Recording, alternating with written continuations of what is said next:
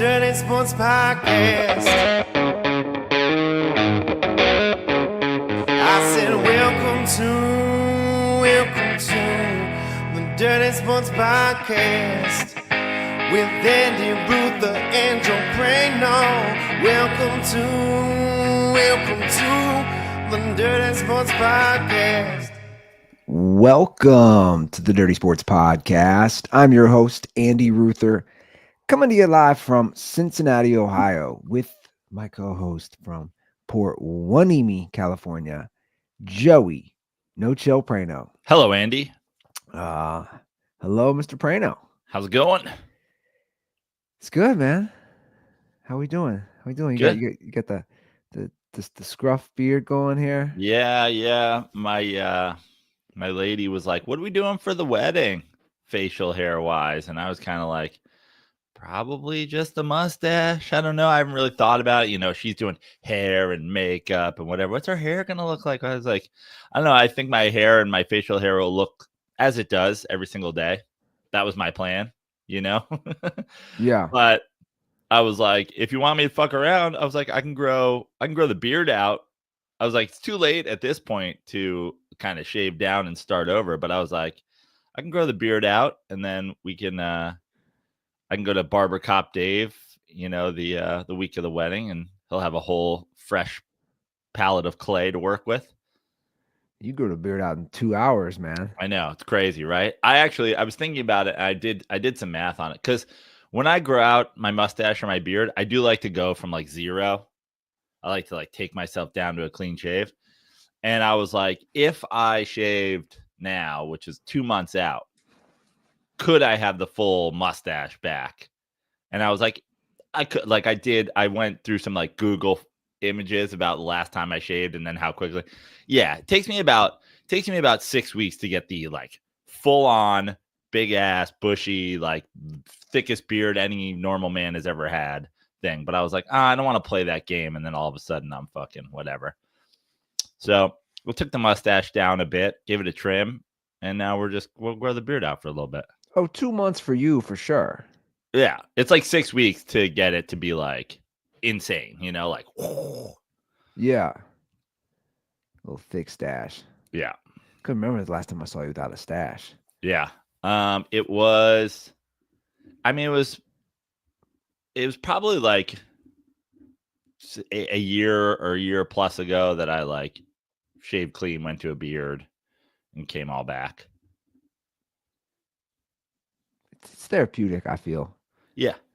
Just shave it down. I was like, I wish you had said something to me earlier. I would have done that. I would have just gone clean in like February and started the process again. But here we are. Thust the process. That's right. Remember that? I do. Remember those shirts? Yeah, those were the best. Those were the best shirts, I thought. I know I've talked about it. I think I've talked about it on air. Isla is just obsessed with the Bill Walton tie-dye shirt. That's awesome. I'll take some videos we can play.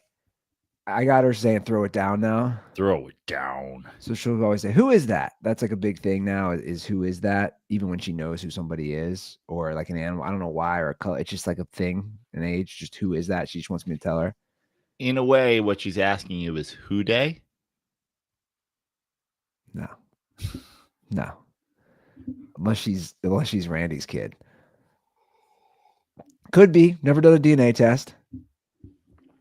She's a Ruther. We know that. Yeah. So I should always be like, who is that? I've been wearing the shirt a lot lately. I said, you know who that is? It's Bill Walton. And she'll go throw it. She knows now. She'll go throw it down, Daddy.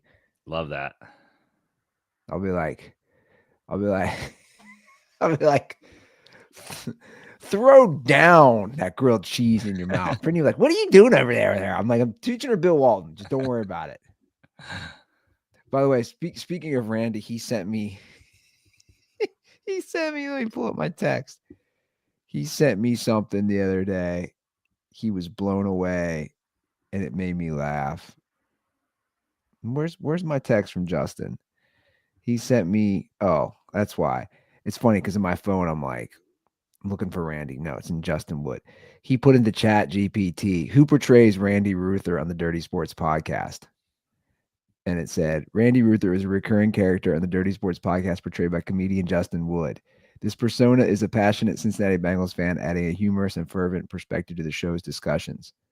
Justin has appeared in the podcast in this role, notably in the episodes like episode 802, Can Randy Ruther Get a Who Day? Where he discusses the Bengals' victory and the so-called Ruther curse. He sent this to me. He's like, this is insane. I go, yeah, dude, I don't know if you're messing with it. I mess with it a lot now. I was What, like, yeah, ChatGPT? Chat GPT is. Oh, yeah. I was like, yeah, dude. You could put anything in there. It knows. It's just pulling. Yeah. You mess with it, right? Oh yeah, for sure. I love it. I love it. Yeah.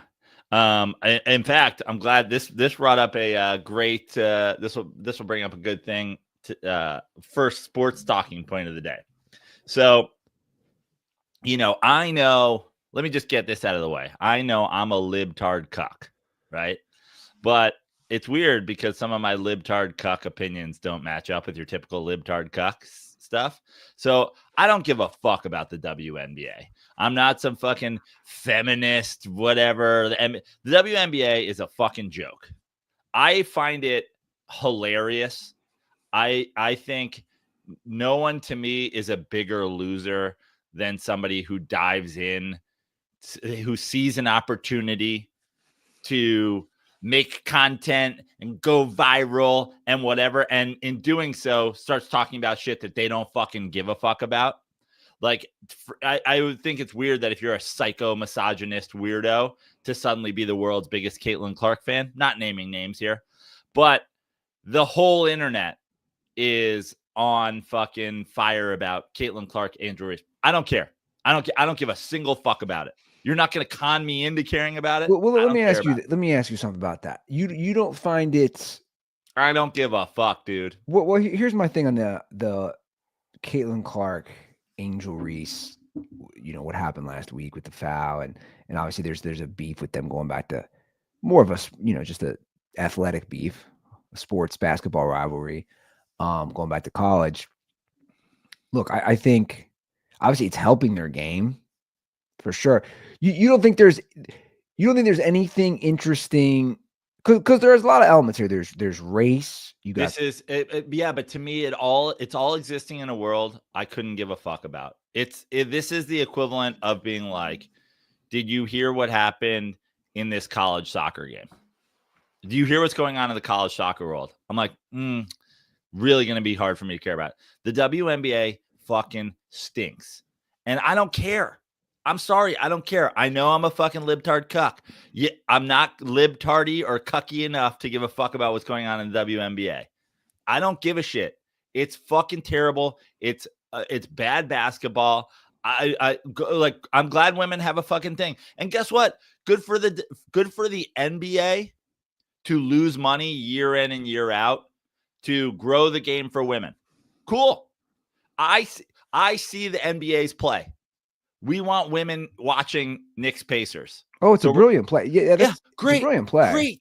Great. And guess what? You're checking a whole lot of boxes. Do I think there should be sports for girls? Of course. Great. Good. You're doing a thing. You're doing professional Title IX. Great. What goes on there? I don't care. I don't care about college football. I don't care about the WNBA. Oh, have you heard about this Nick Saban fucking Dabo Sweeney beef? No, I don't give a shit. It's college football. I don't care. So now there's the whole fucking, now that WNBA has a spotlight being fucking shined on it because of they're creating drama to market the league. So I'm on Threads yesterday and I see this woman who posts the NBA's, the women's and the WNBA's. I wish I could. She's blocked me on every account I have at this point because I had to tell her the truth, but I will pull it up. Hold on. I have a picture of it. It was something along the lines of like the WNBA's salary cap situation. If you send me a screenshot, I can throw it on the screen. Yeah. I think I can. And maybe did I delete it already? Let me see. I got it right here. It's here. Okay. All right, here you go. I'll send it to you. Yeah, send it my But way. I'll also read it while it's headed your way. Okay. Current NBA team salary cap is almost exactly 100 times the current WNBA team salary cap. NBA does not generate 100 times the product, viewership, or revenue versus WNBA. So here's a fun fucking fact. The WNBA has never Made money. been profitable. Not once. As a league. Yeah. Never been profitable. Not once, I know. So the tough part with doing how much more percentage-wise does the NBA make than the WNBA? That math gets difficult because you cannot multiply a negative number and make it a positive number. By mathematical fact, the NBA, if they make $1, makes infinitely more money than the WNBA. The WNBA loses, on average, in the last 10 years, $40 and $50 million a year. Now, it is looking like in the near future, with TV deals, they might finally, for the first time in nearly 30 years, be profitable. Yeah. Be profitable as a league. So when people write shit like this, I don't even know what this means. Again, I'm looking at it. Right. So then her whole thread goes on to say the league actually. So the reason she uses the word revenue is because the NBA makes $12 billion in revenue and the WNBA makes blah, blah, blah in revenue. And it's like 50 times. So why isn't the salary cap in the WNBA only 1/50th of the NBA?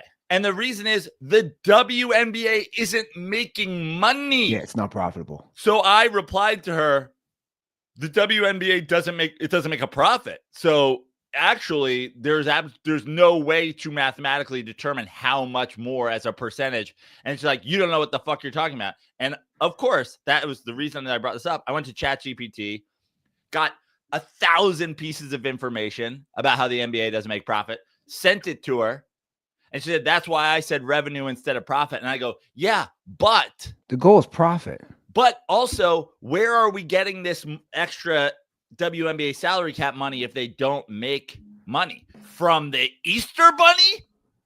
Like, where are you essentially saying we need to raise? Where's that money coming from? Just fucking thin air? Yeah, the NBA subsidizing it. And then blocked me on 20 accounts where I said, hey, what about the fact that they don't make money? Blocked. Now I know people are confused. Am I a libtard cuck or am I a misogynist weirdo who hates women's sports, right? Because that's the dichotomy of Joe Prado. He's a libtard cuck, but also is anti-trans because he doesn't want men playing against women, but also hates Riley Gaines. It's crazy, right? So this is the point. This came up because ChatGPT, but also I hate the conversation about the WNBA just in fucking general. Like, you're not going to force feed me Olympic soccer. I don't give a fuck. I don't care. Well, let me play devil's advocate here a little. So Caitlin Clark, she really has been a trailblazer for interest just because of her game. I mean, she's, again, I don't follow it closely enough. I'm not acting like I do. I'm not acting like I watch these games. I would just from what I've seen, her comp would be like a Steph Curry.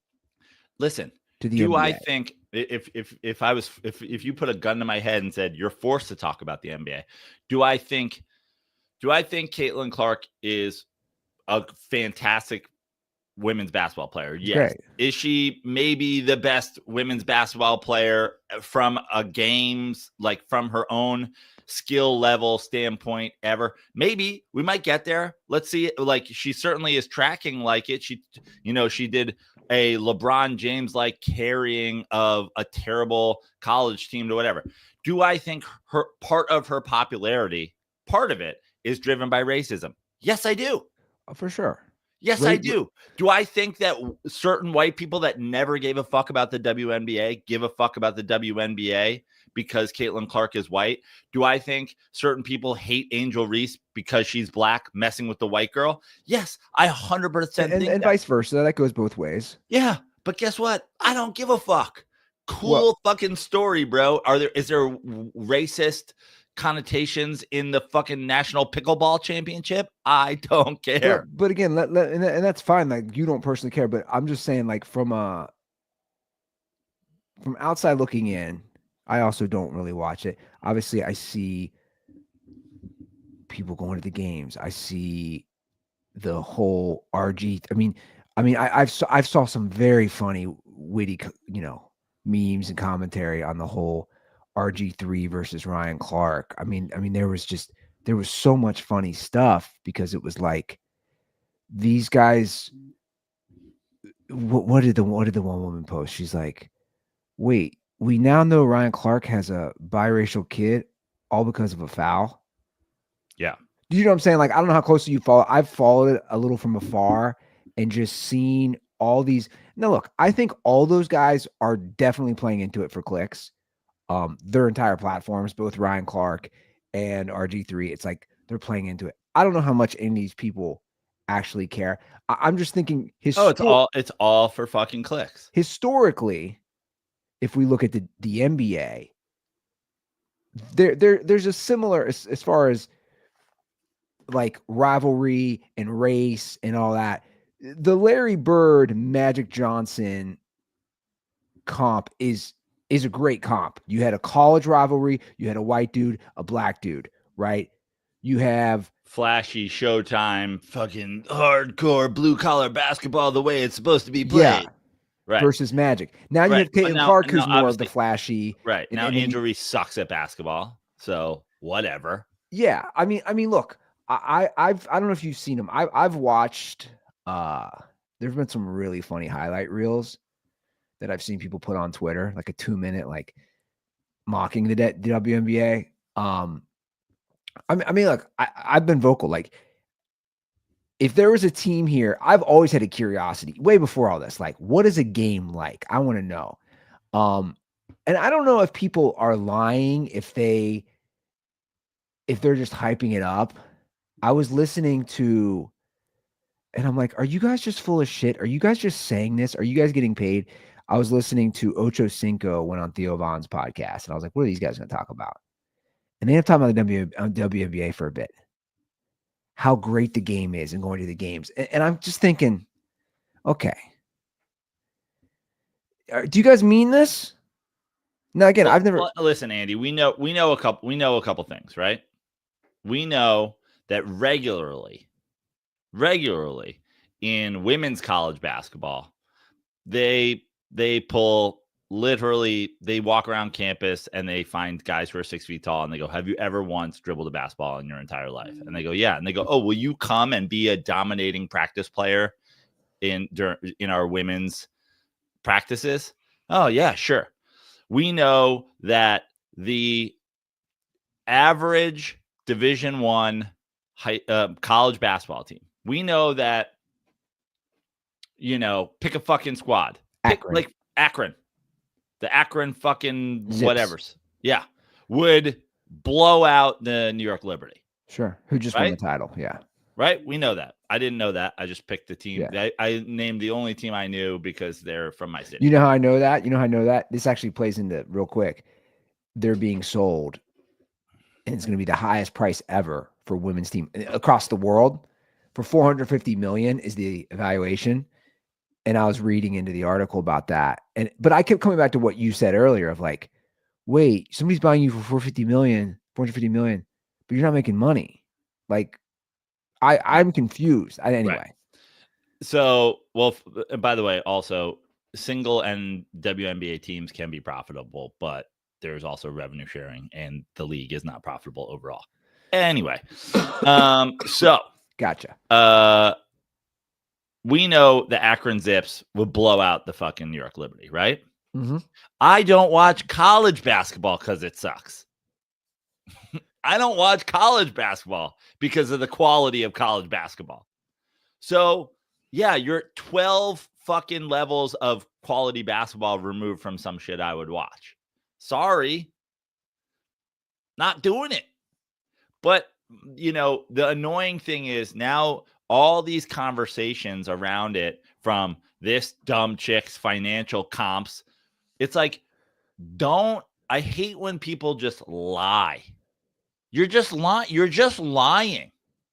And also Ryan Clark and RG3 and Dave Portnoy and what, you're lying about giving a fuck for clicks. You fucking put on an Indiana Fever jersey and flying to Indiana for Caitlin Clark's first game. You're a liar, dude. You don't give a fuck. Just stop lying about shit. Stop. You're doing these people an injustice. Well, they might be lying, but it does push. Look, clicks are clicks, right? As far as for the game. Now, look, if I had, here's the thing: if my daughters were older, right? I've thought about this, and they were like big Caitlin Clark fans. Let's say they're 8 years old, and they're like, "Dad, can we go to Indy for a game?" Of course, I'd be like, "Yeah." I'd be very supportive. Of course. You want to see, or you like these women players. I think that's authentic. Now, Sure. I agree. Cool. I agree. Look, I'm not disagreeing. Seeing Dave Portnoy in a Fever jersey made me laugh on so many levels. One, we've talked about grown men wearing NBA jerseys is comical, let alone a WNBA jersey. Look, there's comedic elements that are just like, this is absurd to me. I agree. I don't think at the end of the day, I don't think RG3 and Ryan Clark are literally having this insane beef online. They have sent more tweets back and forth to one another each. And they get millions of views. By the way, I could not feel more certain saying this. They have sent more tweets to one another than they have watched women's basketball games at any level in their entire lives. RG3 hasn't seen 30 his own daughter's basketball games, women's high school basketball games, WNBA games in their entire lives. They've never seen women's basketball, as many women's basketball games as they've sent tweets to one another about women's basketball. I tweeted the other day, I can't even fathom how many leagues would have to fold entirely before I gave a fuck about WNBA drama. We'd have to lose, obviously, Major League Baseball, the NFL, the NBA. You'd have to lose fucking, I'm going to go to college basketball next. Major League Baseball, college basketball, college baseball, college football, the National Pickleball League. Ryan Klatt's like, hey, man, mention the NHL? Yeah, the NHL, hockey for sure. MLS. I'll go to MLS first. You don't have a curiosity, though? Like, again, I've said this forever. There's no curiosity to see not just the game, but like like go to a WNBA game? Yeah, so like what's the atmosphere but like? I don't give a fuck about horse racing, and I've been to the Kentucky Derby. Well, yeah, that's my point. I've always there's a curiosity of going to the thing, but I feel the way about, this is the equivalent of if you said to me, you want to go to Daytona 500? I'm like, oh, they have the infield and there's all these fucking trailers out, and then we'll smash a bunch of Miller Lights and we'll fucking watch cars go zoom, zoom, zoom, zoom, zoom. Yeah, okay. And they're like, on a scale from 0 to 100, how much do you care about the Jimmy Johnson, Bubba Watson, whoever the fuck? I literally can't name a second driver. The Dale Earnhardt Jr., Jimmy Johnson rivalry. Bubba Watson's a golfer, but there's another Bubba fucking. Bubba Wallace, right? Bubba Wallace. Yeah. How much you care about the Bubba? I go, I don't give a fuck at all. Sorry. And I can't imagine how many fucking professional sports leagues would have to fold before I gave a fuck about what Dale Earnhardt said to Jimmy Johnson on the track after one of them bumped one another. And what is it, a freaking foul? Should there have been a red flag, or should there have been? I don't give a fuck, dude. But are you interested in going and smashing some beers and seeing a fucking scene? Yeah, sure. So here's my thing though on the actual the gameplay. I think we called, if you remember, we did a live broadcast of the LSU Iowa Final Four game, or was it the UConn game? I don't remember. Shows how much I care. But my point is, we did watch Caitlin Clark to see what all the hype was, and I'll admit her game. That's why I made the comp to Steph Curry. It's the same way I'm like Steph Curry. Here's the difference between her and like an Angel Reese. I will just say this from a basketball standpoint. Steph Curry or a Caitlin Clark, really fun to watch that skill set. Really fun to watch not just the shooting, the moves, the dribbling, just everything that they do. Like I've never seen a woman play like that. However, an Angel Reese, yeah, I've seen enough highlights. I've seen enough. Cool, dude. You average 12 points and 15 rebounds. Like you don't have the skill set. So I've seen some funny, again, I've seen a lot of funny posts about the rivalry. I wish I had more of them bookmarked as far as like somebody, I forget who they picked. They go, it'd be like Steph Curry having a rivalry and they picked like just some big man who had a double-double. Do you see my point? Like that's what I think gets lost in the mix is you have a generational talent that we've probably never seen before at this level and at this, like you said, LeBron taking the team type of talent in Caitlin Clark, which there's definitely appeal there. But people definitely want to bring race into it, which I understand. That's what's going to happen because they have a rivalry, even though Angel Reese, just on her skill set, will not transform the WNBA. You could make an argument Caitlin Clark could have that imprint. That's all. That's all I'm saying as far as all that stuff's concerned. Now, Caitlin look, Clark might be so good she makes the WNBA makes $1 this year, and yeah, they should put it and they should write the date on it and put it up like they're a fucking pizza shop that just opened.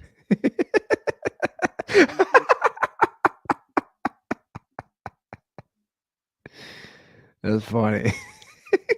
Pizza shop that just opened. Yeah, well, look, when it comes to the money thing, man, they just don't understand basic economics.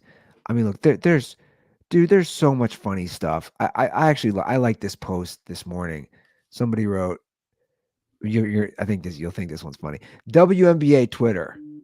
Booing creates an unsafe environment and goes against our core values. Protect these players. Everybody who doesn't make a statement is complicit. NBA Twitter.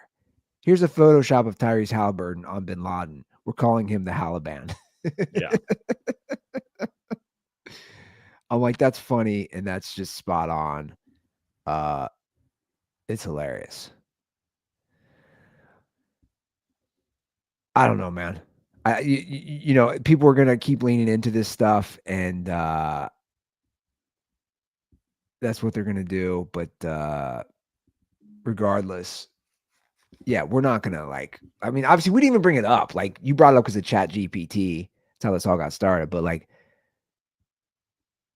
it didn't strike a chord enough of me to be like, yeah, I want to talk about this. Like, I have my opinion, you have your opinion. A lot of it was what I would call just like a nothing burger. It's just not interesting enough. But again, I would go to a game. I would gladly go to a game, but I'm not going out of my schedule. I don't live in a city where there's a team. That's my point. Right. But I've also said I would love to go to a WWE event. It's, you know me, like I'll go to any sport event. That's just how I am. If it happens to be in your town and they give you tickets to it. Yeah. Yeah. Okay. Or again, if I have a daughter who's old enough, who's like, Daddy, I want to go see the Fever. Cool. Let's all get in the car and let's go. Let's go drive it an hour and a half. Let's check out the game. Yeah, but that's, like to me, that's the equivalent of Daddy, I want to go see, Beauty and the Beast on Disney ice. on Ice. Yeah. Like, okay, well, you're my kid and you want to do some shit, so you want to do it. Now, listen, would I, do I love that my niece plays sports? Yeah. If she wanted to go to a fucking WNBA game, of course. Like, I'm not anti women's sports. Sure. I'm very much pro women's sports. Yeah. But I just, you can't convince me to spend my time thinking about the fucking WNBA drama. And you can't, and no one's doing the WNBA any favors by lying about the success of the WNBA. Caitlin Clark and Angel Reese, the rivalry might be good enough where you one day make your pizza shop dollar. And I hope that I hope that happens. And I hope that one day you can get out from under the thumb of the NBA, who has taken a fucking $100 million loss on you every year for 30 years. That's what's always been interesting for me. You talk about playing the long game, just strictly from a money standpoint. It is fascinating that they have not turned a profit. And I've brought this up on the show. It's the equivalent. Nobody wants to bring this up. It's the equivalent. The NBA and the NBA and the ABA merged in 1970. It's the equivalent of the NBA not making $1 in profit until the year 2000. That's insane if you really break it down. Let's talk about the NBA. Let's do it. Where are we at mentally after that collapse? Well, I mean, so many different places mentally. Nightmare. Went over. I missed the majority. I missed the entire first quarter and part of the second quarter. As I was recording an episode with Jay, and so got in my car, started watching it on my phone, made my way over to our friend Brian's place. He lives right down by where we record. Watched, basically watched the rest of the first half on my phone as I stopped and got us some Miller Lights to watch the game. Got over there, watched the second half. I mean, a roller coaster of emotions. And here's the difference between me and shitbag fucking Celtics fans. Like, first of all, props to the Indiana Pacers. Like, what a comeback. There's many aspects of the game that can be broken down and talked about, like how it happened, why it happened, all the shit. But like, first things first, you got to make those fucking shots. And so props to the Indiana Pacers for making those shots. Props to the Indiana Pacers for not calling it quits when you're down, 15 or whatever with 5 minutes left, or 19 with 8 minutes left, or any of those things. 14 with 2 and change. Yeah, exactly. Props to the fucking Indiana Pacers for like not letting up. The choke thing is hilarious, and I'm actually fucking super glad it happened. And you're super glad it happened. You're not super glad your team blew a 14-point lead. No, the actual choke symbol, like him doing the choke sign. I love that happened. I love that I love that the corniest man in the NBA pulled it out the absolute very first chance he could get to do it. There's a little bit of me that like loves. Would I have preferred to win this game by 17? Of course. Would I have preferred to win this game by 1? Of course. Would I have preferred the Halliburton shot that went off the back rim, didn't drop, and we won the game even after them coming all the way back? Of course. But there is a small part of me that along with the fear as an NBA fan, as a Knicks fan, that comes with, you blew a game at home that you were leading by a large margin and are now down 1-0. The fear that comes with that, it's like, man, this is a 7-game series. You can't have those. The fear that comes with like, this is not a good thing for the series as a Knicks fan. Along with that comes, we're going to do one of these series, huh? Oh, Halliburton pulled that out already? Oh, we're going to do this now? And my favorite part about it, the thing that gets me really, really excited, I know a lot of our fans are younger, and I know a lot of NBA history has kind of blended together. So there's a lot of talk about Reggie Miller, 9 points in 8.9 seconds or whatever it is. And then there's the Reggie Miller choke thing. I think a lot of like NBA lore and people who weren't there and lived it think that those happened together. Those were not, in fact, the same game. The choke symbol Reggie Miller's choke symbol is from the 1994 Eastern Conference playoffs.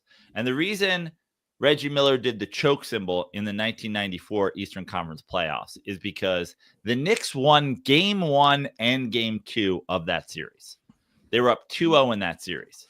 The Indiana Pacers came back and won games 3, 4, and 5 to go up 3-2.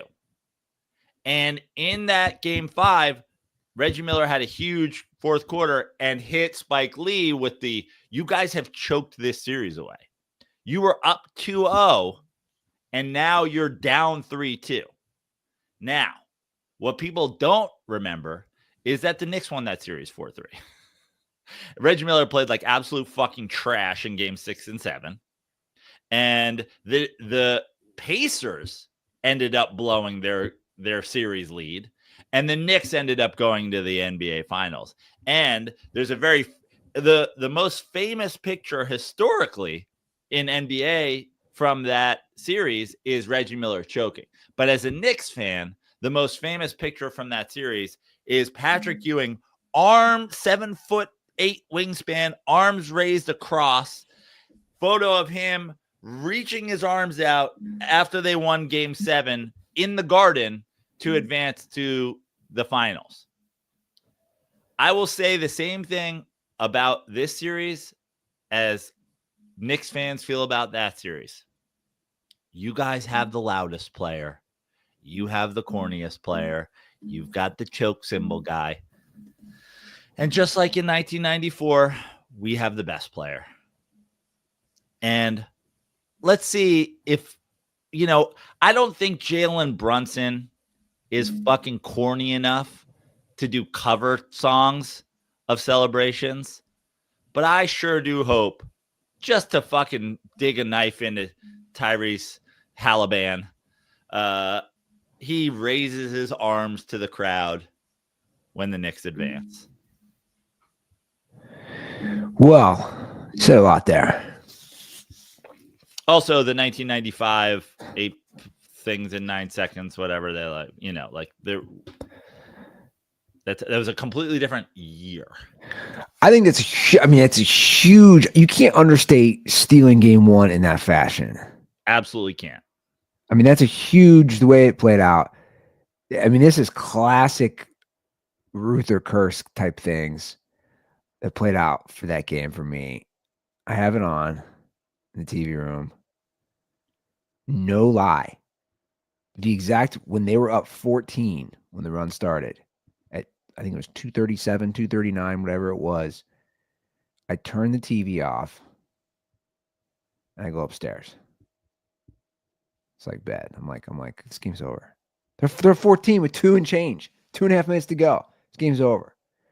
I'm gonna go read a book before bed.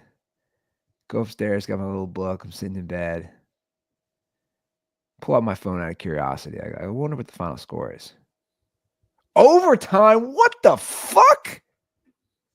Literally turn on my TV. There's a minute to go in so I don't know how many minutes later this was. 20 minutes later. There's a minute to go in overtime. Knicks are up 1 with like 58 seconds. I was like, what happened? Of course I get caught up. I mean, that shot, everything. Just absolutely insane. But look, man, people are rooting against the Knicks. Yeah. Even though, here's why. Even though they have a pretty nice story, it's a good story. You got guys who aren't, and I'm not talking about like a Karl Anthony Towns because he's not even the heart and soul of the team, obviously. But like he was a high draft pick. I'm talking about like you got Jalen Brunson, who's a second rounder. You got Josh Hart, late first rounder. Like you got core players who weren't that highly regarded, which makes them a fun team. The Villanova Knicks, we all know the whole story. It's your fans, man. Like we didn't talk about this last episode. We didn't get to it. It's not our fans, but that's okay. Dude, this right here, this is Philly fan behavior, man. Yeah. Listen, here's one thing, and you can go back. Throwing trash at this guy for one of Halliburton. I have two takes on this. First of all, okay. This is, I have never, you go back to any single time we talk about Philly. All I ever say is every fan base has bad fans. Every fan base has 2% of their fans that are trash. Philly has 2% of their fans that are not trash. Okay? I've never claimed nothing. New York fans never would do this, or Cincinnati fans would never do this, or Niners fans would never do this. Every fan base has trash. But isn't that the Eagles and the Phillies, the whole Philly fan? Isn't that their argument? Right. And I always, my response is the 2% that every team has, you have in good fans. Now we have the Knicks. Now we have the Knicks fans throwing trash. Okay. And then if you go, Knicks fans do this to opposing fan, I don't know when the next one you're going to find is. 87? Or I'm sure you saw, 91? real quick, I'm sure you saw this. I feel about Boston losing. Yeah, but I don't give a fuck. Knicks is 6, pussy. Look all that shit now. The Brian I Windhorst. don't even have a problem with this one. He didn't hit him or anything. He didn't throw anything at him. I don't even have a problem with that. Let me also go back to the first thing, too. And again, I would never, ever, ever, ever, ever throw trash at an opposing player. And I would never, ever, ever, ever condone it. And I think and I put it out there that those people are fucking trash. The people who did that are trash. They didn't play the Pacers. Why are you at the 7th Ave post Knicks game celebration in a Halliburton jersey? How did this even happen? You're not leaving the Garden. This didn't happen on the concourse of the Garden. You didn't go to the game in your Halliburton jersey because the Pacers had already made the Eastern Conference Finals, but you live in New York and you wanted to see this team. You're at the weird we take over the avenue after the Garden psychotic fan base, which, by the way, a lot of those fans don't even fucking go to the games. This is just a thing now people are doing as Knicks fans. And let me say again, I am not defending the actions of these people. Complete and total trash garbage. Why are you there, dude? Why are you there? Why are you there in a Halliburton jersey? What's the end game here? I feel like the end game was the end game. To get harassed? I feel like the end game, oh, you're going to game 4 in Indiana now? You're on Pat McAfee? I know we're going back-to-back conspiracy episodes. Oh, I didn't know he was on McAfee. I knew that Halliburton was he's on McAfee with Halliburton, and Halliburton gives him tickets. Now, he's a New York City firefighter, I believe. If I had Tyrese Halliburton's paycheck, I'd pay for him to go to the Garden instead of making this motherfucker have to fly to Indianapolis. But that's just me. Again, not defending Knicks fans, but like, what was the end game here? Because it feels like the end game was the end game. You walked through the Knicks post-game celebration in a Halliburton jersey, and now you're going to the Knicks Pacers series? Courtesy of Tyrese Halliburton? I don't know. Stinks a little bit. Stinks like that garbage that was thrown on you. Again, never happened. You don't get to what he got unless those fans throw trash on you. And again, all of those fans should fucking kill themselves. And they're probably the type of people who rooted for Carmelo Anthony. And every fucking fan base has pieces of shit. And those are ours. And they should be ashamed. And that guy didn't deserve it, even if he went there to troll. Even if he went, even if he did the equivalent of going to the Rose Bowl in a Joe Pa Sucks shirt or Joe Pa New shirt. Even if he did that, but you did that for the reaction. Mm-hmm. And I would tend to believe he did it for the same reason. I think you thought people would get mad at you. I think you thought whatever. I don't think you expected somebody to throw a garbage can on you at the Rose Bowl. I think he was expecting a similar thing. I'm going to go troll these guys. And good for you. You can do whatever you want.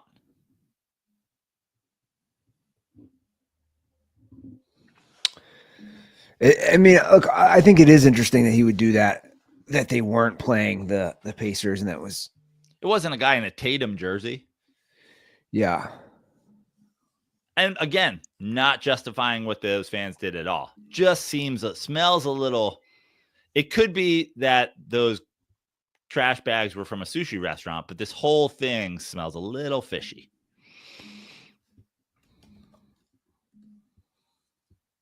Well, I mean, the series now.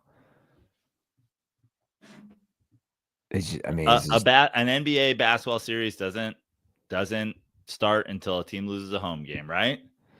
Well, it's just, there's a lot of interesting storylines. People were tuned in.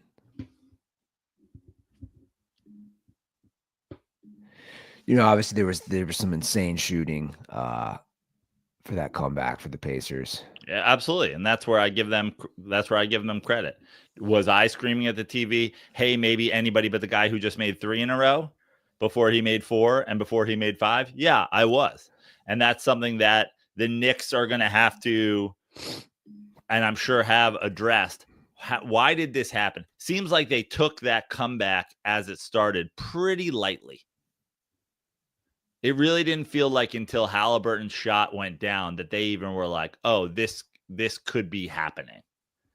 And that's something that is un-Nick-like in the Tom Thibodeau era. It didn't feel like this team closes down the stretch. That felt very un-Nick-like. And listen, there's a little bit of a hangover after beating Boston and all the excitement that came with that and the fucking bing bong and the streets and everybody doing this thing. And again, credit to the Pacers, but it feels like you guys fucking let that happen a little bit. And what are you going to do about it? 1-1. If the Knicks had won game 1 and the Pacers had won game 2 in New York, I would be like, this series is going exactly how I fucking thought it was. Right now, did I think the Knicks were going to blow 14 points in 2.5 minutes in game 1? No. But if you asked me, and I'm a Nixon 6 guy. If you still feel that way? Yeah. If you had asked me, and by the way, you can call me a Knicks homer all you want. If the Knicks go down 2-0, you're not going to hear me saying Nixon 7. Okay? I'm a Nixon 6 guy. But if you had asked me before Wednesday's game, you have all the money in the world, and you have to pick one of these 3 outcomes. You must wager on one of these 3 outcomes. The Knicks head to Indiana down 0-2, up 2-0, or split 1-1. It wouldn't even be a hesitation. I'd be like, split 1-1. I wouldn't think about it at all. If you were like, you can sprinkle a little bit, put my whole nut on split 1-1. So, this is where we get to the conversation like we had during the Boston series. How you feeling? Down? They come back, they beat the shit out of you in game 3. They look like they're the better team. I go, if you had told me before the series started that the Knicks would be up 2-1 versus Boston, I would take it. I'd feel great about it. I would never think about it. You go, you don't want to see if maybe you're up 3-0? No, I don't. Thank you. I'll take my 2-1 and I will not see what's behind door number 2. I was infinitely sure that this series will be 1-1. And now it's on the Knicks. The pressure's on the Knicks to make that a reality. Were you watching the game tonight? So I was going to watch the game at home, and then Andy Laz invited me to play some golf today. And if it were at any other golf course in Los Angeles for the most part. There's a couple, but he invited me to play at Woodley Lakes, which actually is a fun little course, easy enough to get to in the valley. And in the last, I don't know, 2 years maybe, they redid their bar, their cafe area, and they now have like a really fucking cool sports bar. So I was like, all right, only because it's Woodley. Let's go. We'll play some golf, and then we'll go to Best Ball, their sports bar, after, and watch the game. So I will be at Woodley Lakes playing golf right up until tip-off, and then I'll be at their sports bar until the end of the game. I assume there will be some more lights drank. They have, I believe, it's been a minute since I've been there, but I believe they even do bucket Miller Lite specials, which was a big part of my decision. I'm not going to lie. If Laz had invited me to Woodley Lakes and a Best Ball Knicks watch after party, and I knew, as I do about weird bars near me, I knew they didn't have Miller Lite, I would be out. The fact that I am going to roll up to the bar for Knicks Pacers today, I'm wearing my orange polo shirt. I'm going to wear my Patrick Ewing Knicks hat to play golf. I'm going to be Knicksed out playing golf. I'm going to roll right into Best Ball, and I'm going to say, I'm going to go Matthew McConaughey from Wolf of Wall Street. I'm going to need a bucket of Miller Lite. And then I'm going to need another bucket of Miller Lite when this Miller Lite bucket is down to 2 Miller Lites. And then I'm going to need you to keep me bringing those until this game ends. Well, it's a great weekend to partake in some Miller Lites, guys. It's Memorial Day weekend. Get the grill ready. Put on some sporting events. Miller Lite too. They got these beer coals. Yeah. They got your Miller Lite beer coals. They got Miller Lite Pringles. I mean, can somebody this weekend? I might have to do it myself. I might have to buy a Cole barbecue. Can somebody this weekend do the Miller Lite gold can beer cold barbecue Miller Lite Pringles for me? I mean, can you imagine somebody going the full trifecta? Ruther, you got a coal barbecue? I do. You got a charcoal grill? I do. Fire it up. Fire up the Miller Lite. You get that going with I got some jalapeno cheddar bratwurst. Ooh. Got those. Those would be good to throw on the grill with the Miller Lite. Guys, I mean, it's the weekend. Again, it's the weekend for grilling. Weekend. It's the weekend. Perfect time. What a great weekend. I mean, Labor Day. 500? Labor Day is I think as far as Memorial Day versus Labor Day goes, Labor Day always has Labor Day feels like more of a party to me, but I don't know why. It feels like it should be the reverse. It feels like this kicks off summer. This kicks off summer. What a weekend for Miller Lite drinking. MillerLite.com/dirty sports. Get your Miller Lites. Start your summer golden. Yeah, start it right. Miller Lite, great taste, 96 calories. Like Joe said, go to MillerLite.com/dirty sports to find delivery options near you, or you can pick up some Miller Lite pretty much anywhere they sell beer. Cheers to 50 years of Miller time. Celebrate responsibly. Miller Brewing Company, Milwaukee, Wisconsin. 96 calories and 3.2 carbs per 12 ounces. I might even have to start early. I might even have to do some Miller Lites on the golf course. It is Friday after all. I mean, it's Friday. It's Friday. There's T-Wolves might have to be cracking them open. Not the T-Wolves, the Thunder, I mean. Listen, running through that series so far. Let me say this. And I was thinking this last night. I think the Knicks can beat the Pacers. I think the Knicks will beat the Pacers. Am I confident that the Knicks are going to beat the Pacers? I would say if you made me bet on it, I would bet the Knicks.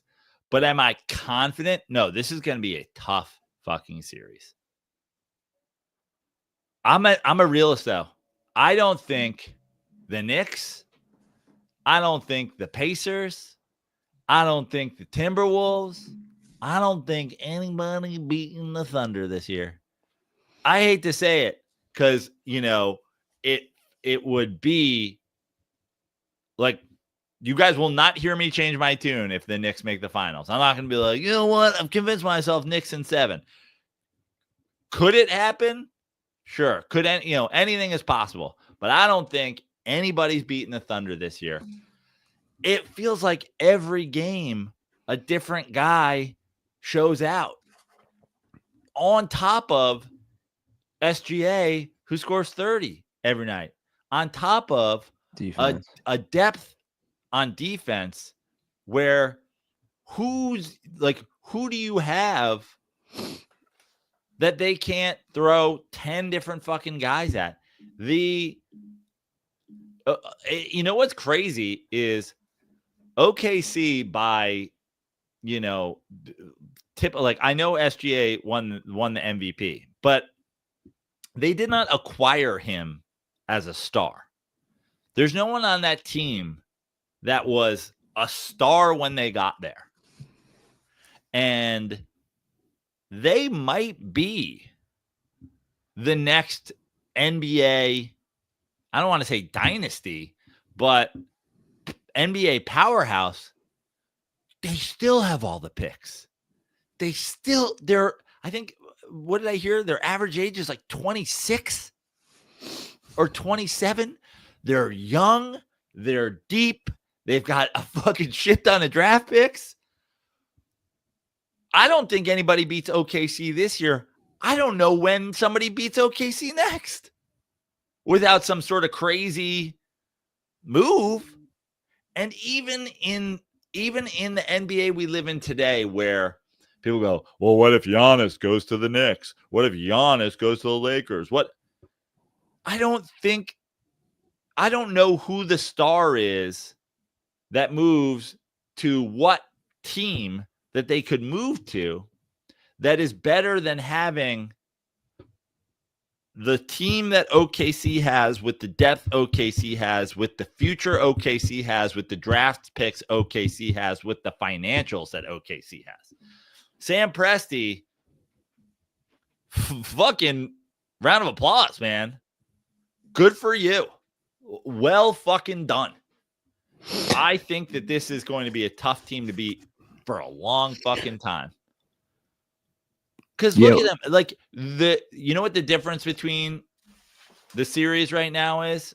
And I'll just tell you this, Andy, before you make the mistake again. I don't know what you're reading, the new Stephen King or the new, whatever, but you can turn off the Timberwolves OKC games when they get to 15, bud, and go to bed and read your book. Oh, I did that. Yeah, I did that yesterday. I wouldn't go turning off Knicks Pacers games anymore in this series. But if you decide it's bookie time, you can turn off OKC Timberwolves when it's a 15-point game. If it's a 15-point game in the third, if it's a 15-point game in the fourth, you can turn it off. They ain't coming back. Oh, I realized I had the game on yesterday, of course, and I was reorganizing some stuff in our basement. So, background noise. I'm not exactly right in front of the TV. I can hear it. And then I walked back in front. I was like, whoa, this 11-point lead is 24 now? Okay. Yeah. The OKC Thunder feel to me like the NBA equivalent of the Chiefs during part of their run, where it's like, oh man, this game's 21-20. It feels like this bubble blah team feels like they might beat the Chiefs today. Oh, look. And it's like, you play your best game, and in the third quarter, it's 17-17. And then you lose 31-17. Yeah. And sure, every once in a while, the Chiefs would lose along that run. But more often than not, like, oh, man, this Detroit team's really giving the Chiefs a run. This fucking New Orleans team really giving the Chiefs. But cut to 15 minutes later, ball game over. 2 late touchdown passes by fucking Mahomes and a pick, and you're gone. That's just what OKC feels like to me. It's like when the Timberwolves aren't up 12 going into the half I'm like, you cooked. Yeah, it looks like they don't stand a chance. And it's just they're going, you're not going against one or two guys, you're going against the squad. And like you said, it's like they're built for longevity too. Insane. And I can't get over it. It's Oklahoma City. Like it's interesting. Like a very, one of not just the smallest NBA market. They're like one of the smallest markets of all professional sports. Yeah. It's all very interesting. Would Oklahoma City Bombers have been a little offensive if they would have called themselves that? I think that would have been offensive. Yeah. Yeah. I'm just saying, Thunder. We've talked about it. It's not the most interesting nickname. No, it's dumb. But I've always liked their unis. I've always liked their arena. I've always liked their crowds. The fucking crowds get into it. They get turned. Yeah, they get turned. But yeah, the Thunder as a nickname is fucking dumb. I was actually doing a deep dive on their arena last night. I think they're gonna get a new one coming here.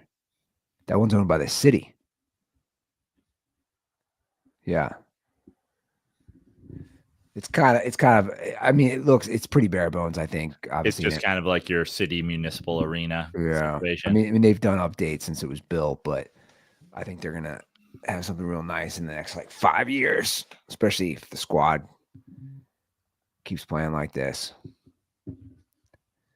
Yeah, I think that series is done in 5. Can you give me 2 seconds? Yeah. Be right back. Yeah, go for it. Fill some time. Yeah, I got you. Yeah, I think that series is done in 5. It's just like Joe's saying, they're a squad. And I think it's good. I think it's good for the league when you have a team from such a small market. I think it's good. I always say that. I know the big markets get all the attention. LA, New York, Chicago. I think it's good. So I was on a deep dive. I was like, I know the history. I know how this all happened with the displaced New Orleans Hornets at the time, I believe. They kind of got a trial run. The Thunder are like, you go to Costco, you sample. You get those samples. And you're like, this is good. I'm going to get that. Which, by the way, you go to Costco. I try a sample 90% of the time I'm buying it. I want to know the success rate on the samples at Costco. It's got to be 90%. That's kind of what the Thunder have become, right? They've become they were like a sample. They were like a trial. And it worked. And those fans, there's nothing to do. I've been to OKC. There's nothing to do. Those fans get turned. You watch those games, they're all just loaded on Whataburger. I remember during the Russell Westbrook and Kevin Durant era, they'd always have those thunder sticks. Do they still use those? I don't think I see those. Those thunder sticks, just banging them. They're all amped up on just fatty food. Just loaded on double cheeseburgers and fries from Whataburger. Just, go Thunder, go Thunder. I always wonder what the players do there. I always wonder, I'm like, what are the players doing? It's interesting that they're so good because as a player, it's probably the least place you want to go to. Oklahoma City. Again, not trying to take too many digs. I've been there, guys. I've spent some time in OKC. Didn't really enjoy the nightlife. I was there for some stand-up comedy. But it's probably if you looked at places you want to be drafted, I feel like OKC is pretty low on the list, but kudos to them, man. They're a squad. And it sucks because Anthony Edwards, he's not playing that well. Seriously, I like when he plays well. He's fun to watch.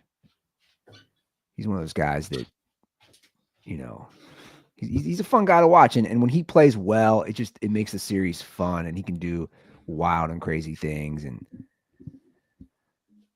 there we are. Texts you don't want to get from your fiance while you're having a podcast. I'm having a medical emergency. What's going on? She has a pacemaker, and I guess the pacemaker's linked to a thing that's in like nearby, like it's plugged in the house, and they're connected. And if you have a cardiac incident or whatever, then they can send a shock to you, I guess. So it went off, and then she texted me, I'm having a medical emergency. And then I left the shed, and she was laying down on the concrete outside. And I'm like, what the fuck is happening? And she's like, the pacemaker alert went off. I thought I was going to get shocked. I didn't want to be around the dogs because what if they got shocked and blah, blah, blah, blah. So I was like, so you're laying on the concrete? And she's like, yeah, I'm just need my heart rate to go down. And then it did. And we took her back inside, and we brought one of the dogs out here. I was saying, man, you can hop off the show. I know. I mean, seems like we're okay at the moment. Yeah, I can. But also for people out there, just generally, put as much detail as you can into text like that. Just a random, I'm having a medical emergency is concerning. Yeah. Scary. Concerning to say the least. Yeah. Yeah. What kind of medical emergency? Yeah. Well, I think terrorists have attacked. Where? What? I think that's how. I hate to say it, it's like a woman thing, man. Yeah. Yeah, you guys don't. I mean, it's there's a bit in there, right? Like it's like I used to do the joke, "How was your day?" Oh yeah. They start telling you about their day. Tons of details when you don't need it. No details when you do need it. Yeah. If that was what kind of coffee did you get at Starbucks? It would have been a 400-word answer, but instead it's a 3-word. I'm having a medical emergency. Yeah, we couldn't be more different. And I'm really learning this because I've only people forget this. I've only lived with a girl for 3 years. Not even 3 years. My whole life. And I'm just like scared the fuck out of me. Yeah. Well, understandably so. We can wrap this up pretty quickly. No, what did I miss? You didn't miss anything. I was just talking about Oklahoma City, and I think it's good for the league that we have a small market. And I talked about my time in OKC and how the fans get turned. You're just riffing, just saying. Well, and I sent out a tweet the other day, obviously, and it's funny that people don't get my sarcasm half the time. It's like, oh, Mr. fucking doesn't care about the refs. It's like, I still don't care about the refs. I'm just mocking all the people who do. But I fired out a tweet the other day. I assume the blatant missed goaltend call in overtime that swung the Knicks game from what would have been a 6-point game to a 1-point game. I'm assuming they blew that call on purpose to help the big market Indiana Pacers reach the finals, where they could face off against either Oklahoma City or Minnesota. Maybe, just maybe, the league isn't favoring big market teams. 75% of the conference finals are super duper small market teams, and missed calls in overtime going against the one super huge market team. Maybe Rick Carlisle's where the small markets are teams too shit is fucking nonsense, and he should be embarrassed. Well, what's been interesting, I mean, I see that point. The trade thing has been interesting though. Like there have been some wild trades that have always favored like the Lakers, and you're like, how's this happen? I gotta show this real quick. This shows what I've been liking on Twitter. This just popped up on my timeline. I have to bag on her. This is an Angel Reese highlight. Reese, watch this. Cardoso with the miss. Angel Reese picks it up, what she's good at. getting another offensive rebound. She says, give me that. She just rebounding herself, Joe, missing. Trying to pay off. Jones gets a piece. Angel Reese won't give up. Jones with another block. What's this shit? She just missed. She's getting her own rebounds. She's when you're like are playing against the little brother on your own court and you keep missing. Yeah. But this is my point about her. Like, I love that I love that no one in this fucking clip has jumped. It's fucking 10 shots under the basket with 4 blocks and 3 offensive rebounds. The defender hasn't jumped. The rebounder hasn't jumped. The shooter hasn't jumped. No one's jumped. No one's left the floor. It's like a weird game. You know what's that Olympic, the power walking? You know, the rule of power walking is like both your feet can't be off the ground at the same time. One foot has to be touching the ground at all times. It's like the NBA rule is you must be grounded. Yeah, for WNBA. She's you're going to be struck by lightning. You have your rubber-soled shoes on the ground. Good for her. She's on cereal boxes. It's working. Yeah, good for her. I like she's on like the most she's on the cereal that like speaking of getting struck by lightning, it's probably how RFK feels when he sees it. She's on the Reese's which has got to be the most unhealthy shit. The Reese's cereal. Well, yeah. By the way, we have that here, and I've never had it. Yeah, I don't know. I'm sure it's delicious. I don't know which one she's specifically on, but we have like the Reese's mini puffs here. But here's a fun fact for you, Andy. Unless you go like grape nuts, the health differences between the most disgusting sugar marshmallow fucking whatever and like Chex is like minimal. No way. Yep. Unless you go something that is like devoid of sugar in any way, shape, or form, like honey bunches of oats. Oh yeah, I know that's not that healthy. Calorically is the same as fucking Lucky Charms. Unless you're going grape nuts or fucking. What about plain Cheerios? Or shredded. I mean, even the Cheerios, I think they have a dusting of like sweetness, right? But yeah, you go the suit.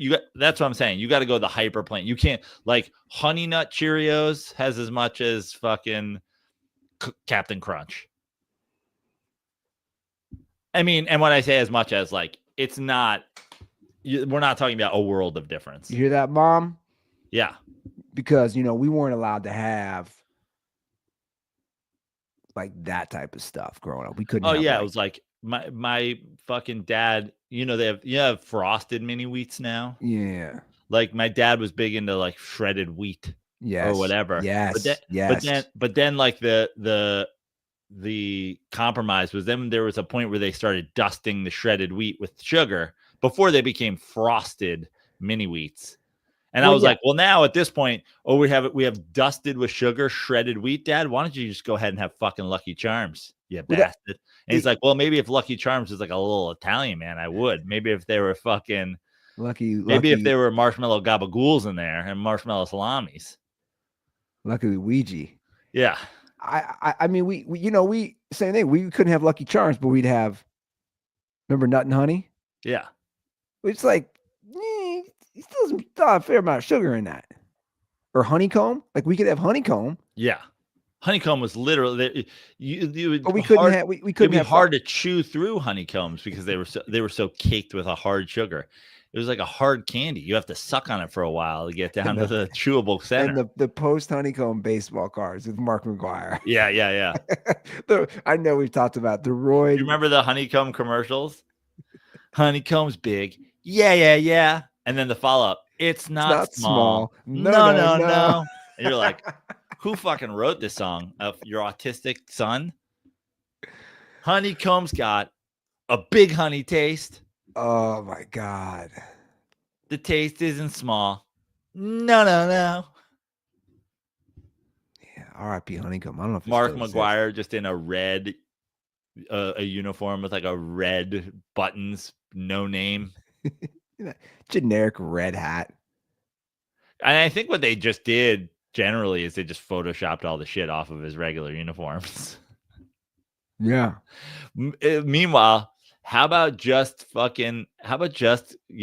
designing and sewing a fucking post? How about just designing a Mark A post McGuire uniform. honeycomb uniform? They're like, no, we have Mark McGuire for precisely 6 seconds today. He's gonna be on his way out to batting practice. You take a picture of him holding a fucking bowl, and then we'll just Photoshop all the shit off that makes it look like They should have had him eating honeycomb, but they should have photoshopped the spoon as a syringe. Yeah. like he was spoon feeding the steroided out honeycomb. I'm trying to remember, was it honeycomb or was it nut and honey that my brother Brad shoved my face in? Like shoved a bowl. He's about 6 years older than me. When my mom was gone, and like it went everywhere, and I was crying, and my mom came home fucking furious. If you had to eat one cereal for the rest of your life, what would it be? That's a great question. Mine's easy, but you know what one's really good, and it's definitely not healthy. I don't know what the version of this would be. What is it? It's from Trader Joe's. It's like, oh, the puffins? Yes. Peanut butter puffins? Yes. Peanut butter puffins are bomb. Pretty good, man. Pretty good. That could be up there. I mean, that's up there from like again, I haven't had a lot of other stuff just in my life and also recently. I think I'd go Life. I love me some Life cereal. Just sweet enough. Because you couldn't go a lifetime of like Fruity Pebbles or like Captain Crunch or Lucky Charms or something super boring. You couldn't go a life of grape nuts or a life of just plain Cheerios. You need that perfect, like it's got its own flavor, but that flavor is not so overwhelming that it would drive you crazy if you had to eat it every day. Yeah. No, this is I was wrong. It's not just the peanut butter one. The one I love from Trader Joe's. It's what?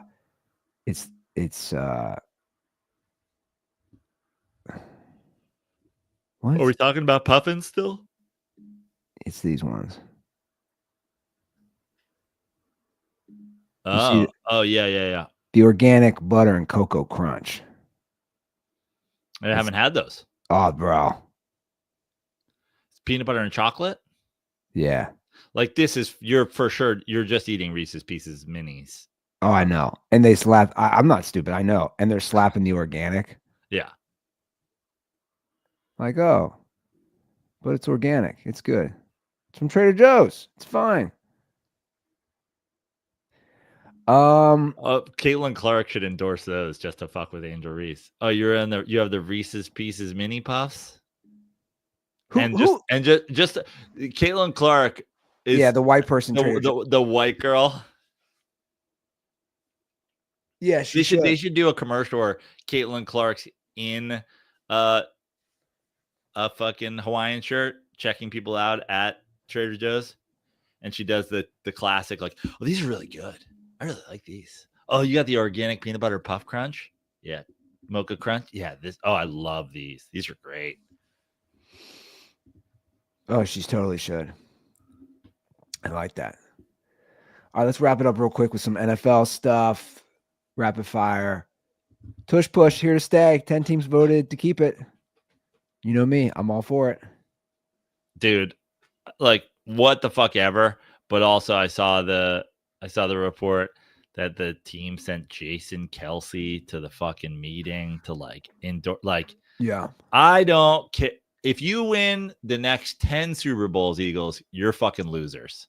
You're fucking losers. It's the loserest shit I've ever. You're having your retired players get on planes and fly to fucking owners meetings to personally endorse to owners the fucking lamest play of all time. Loser shit. Loser shit. I don't care. You could win. You could set the record for consecutive Super Bowl wins. Loser shit. Loser shit. Well, I think you should keep it. What are you doing today, Jason Kelce? You are you recording your new ABC sports talk show? You guys recording the Brothers Kelsey podcast? Because we're gonna need you to get on a plane and fly to Indianapolis, wherever the fuck this NFL owners meetings goes. And I need to take you guys. I need to take small white businessmen into the corners and threaten them with noogies if they don't let us keep doing the butt fuck. Loser shit. Hate. Listen, if my team did that, I'd be like, we're fucking losers. We are fucking losers. The Bills will be on Hard Knocks. Love this. Finally, a fucking good team with high expectations. Yeah. Finally, for once, instead of every idiot in America coming out of Hard Knocks convincing themselves some dog shit team is a contender, we'll actually have a contender on Hard Knocks. I don't know, man. Just really seems like Aaron Rodgers and Garrett Wilson have like a special connection. Have you seen them on Hard Knocks? They're gonna go fucking 4-12. I don't know, man. That team really likes Jameis. I think that team likes Jameis. I think they might be playing hard for him this year. 7-9. And they'll basically be on all year because the AFC East is midseason Hard Knocks, which is interesting for them. And Josh Allen will be featured on quarterback this year. Also, their defensive end will be featured on Netflix's Edge Rusher. So it's gonna be more cameras on their sidelines or uniformed players. And I think they're getting that new stadium, so that'll be kind of cool seeing that develop. Are they in a new stadium this year? No, next year. Okay. Who is on quarterback this year, actually? Is Josh Allen? I think it's Kirk Cousins again, remember? Oh, yeah. I think Burrow's on. He's boring, too. Oh, it is Kirk Cousins again. Which is hilarious. I guess he's just like, to me, that's right. Chilling. They're doing all these boring people. It's Joe Burrow, Jared Goff, Kirk Cousins. Ugh. Lame. Rest in peace, Jim Irsay. Are they going to bury him in his underground tunnels? You know, we're the only ones talking about this. Not trying to, you know, sit on a guy's grave. And I've heard. Look, he battled a lot of demons. Yeah. I'm not. I know. I would never. But I would never want to, you know, do anything to a man's grave or whatever. But it's safe to say his son will do Dunkin' Donuts on his grave. But apparently, he was a very generous man as well. Sure. Like all these stories are coming out, and they have they're not new. Just like the guy loved to give out $100 bills. But yeah, according to our dirtball sources, he had a whole underground tunnel of. He had a harem. I mean, can we go? Let's go call it a harem of women. Yeah, living in some weird, fucking lost city, fucking taking underground tunnels from house to house. Well, he inherited. You know, he inherited the squad from his dad. So nobody wants to use the term. I don't know why, just because he died. He's a Nepo baby, guys. He's a Nepo baby. And his kids are Nepo babies. You know, I don't know enough about him. But wow, you know, Bengals fans got to be distraught. Jim Irsay, only 65. Y'all still, Justin, you still dealing with Mike Brown here in his 80s, upper 80s. He's never going to kick it. Jim Irsay, he went hard, man. Yeah. I was going to say, what was it? Booze, pills. Hunter Thompson was good friends with Jim Irsay. I don't know if you know that. Oh, I didn't know that. So there you go. It tells you everything you need to know. Oh, yeah. Those guys. Imagine if those walls could talk. Yeah. I just saw a great clip. Have you seen this clip of Norm? They're talking about two people, whatever, two fucking things. And he's like, and somebody goes, if I could be a fly on the wall in that conversation. And Norm's like, yeah, you probably wouldn't be listening though. Probably just be worried about spiders and shit. Yeah. That's great. That's great. Spiders. That's great that his mind would go there. That's funny. Oh yeah, and like They're speaking a language you don't understand. You're fucking dealing with spiders and shit. You fucking. You know what the fuck they're talking about. Rest in peace, man. Yeah. Jim Irsay and Norm. Yeah. Wonder if they're hanging out together somewhere. Norm didn't party like that. I don't think so. He was just a drinker. Yeah. He wasn't like let's get some bottle of Xanax and a gambler though. Yeah. Loved him some gambling. Norm was like the first to do the live tweeting when he would live tweet the golf events. And he'd be watching him on TiVo and he'd be like live tweeting shit from 45 minutes ago that the rest of the world already watched. And it's like, you're like, dude, fast forward. I feel bad when I fucking live stream these. I do a live watch and I'm like 8 seconds behind somebody else live streaming. Norm's like, and Tiger teeing off on 2 here. It's like Tiger's already in with the trophy. Hey, Norm had that sports show. You work with Jay Moore now. How long was Jay's sports show on ESPN? Not that long. How come sports and comedian shows just don't work? Andy, I've been pitching this show again forever, right?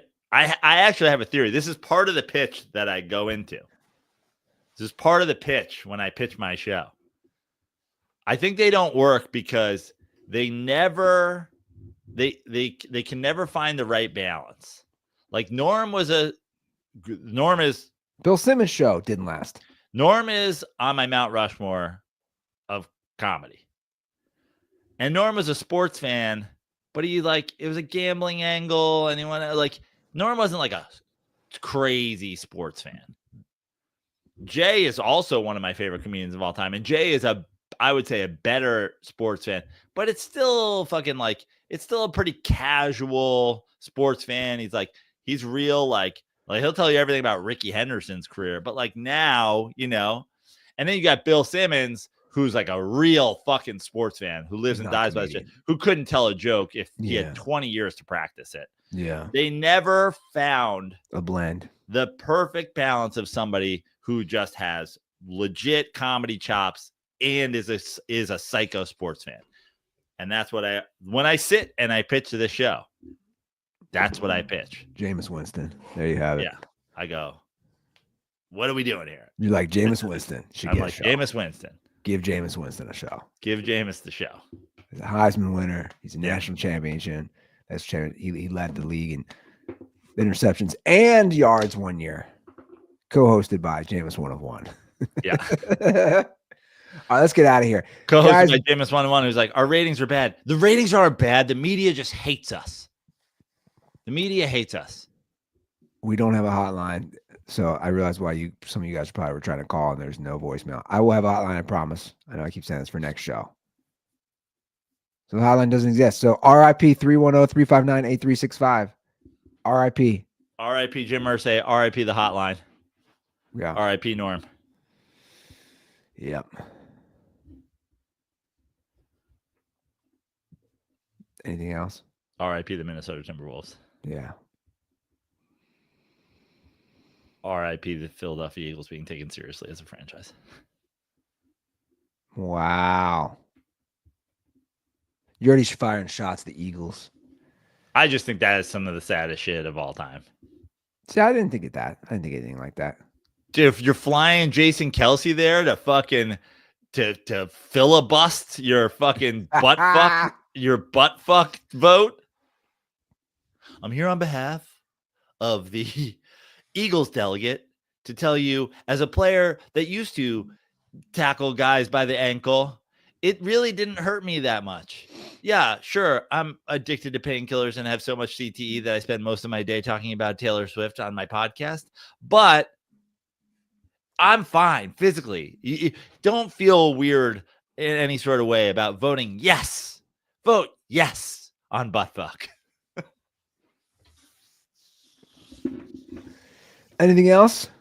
That's it for me. All right, guys. Thanks for listening. Thanks for watching. We'll see you guys on Monday. Have a great weekend. And as always, stay dirty.